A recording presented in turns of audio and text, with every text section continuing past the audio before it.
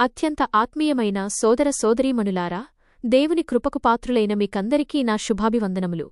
ఈరోజు మనం అల్పవిశ్వాసీ ఎందుకు సందేహపడితివి అనే శక్తివంతమైన మాటను ధ్యానించుకుందాం.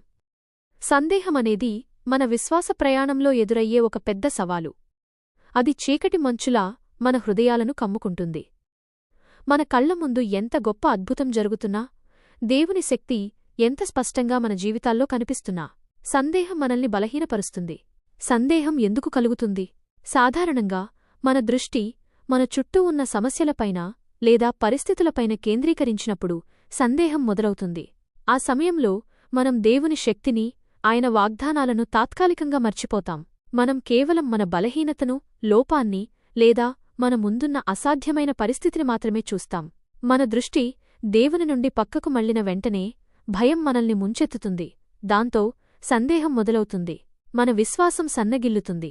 అల్పవిశ్వాసమంటే ఏమిటి? ఇది విశ్వాసం లేకపోవడం కాదు. కొద్దిపాటి విశ్వాసం ఉండడం. కొంచెం విశ్వాసముంది, కాని మనల్ని ఆవరించి ఉన్న పరిస్థితులు ఆ కొద్దిపాటి విశ్వాసాన్ని కూడా కదిలించేస్తున్నాయి. ఈ అల్పవిశ్వాసం వల్లనే మనం దేవుని చేతిని వదిలేసి సమస్య అనే అలల్లో మునిగిపోతాం. దేవుని పిలుపు ఏమిటి?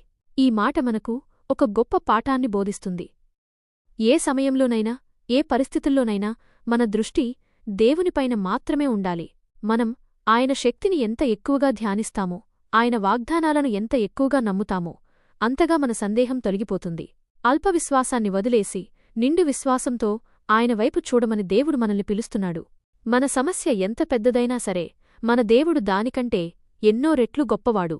ఈ సత్యాన్ని మనం మన హృదయంలో స్థిరపర్చుకున్నప్పుడు సందేహం మనల్ని కదల్చలేదు. అద్భుతాలు చేసే ఆ దేవుని శక్తిని నమ్ముదాం. అల్పవిశ్వాసాన్ని విడిచిపెట్టి బలమైన విశ్వాసంతో మన జీవిత ప్రయాణాన్ని కొనసాగిద్దాం. అట్టి కృప దేవుడు మనందరికీ అనుగ్రహించుగాక. ఆమెన్.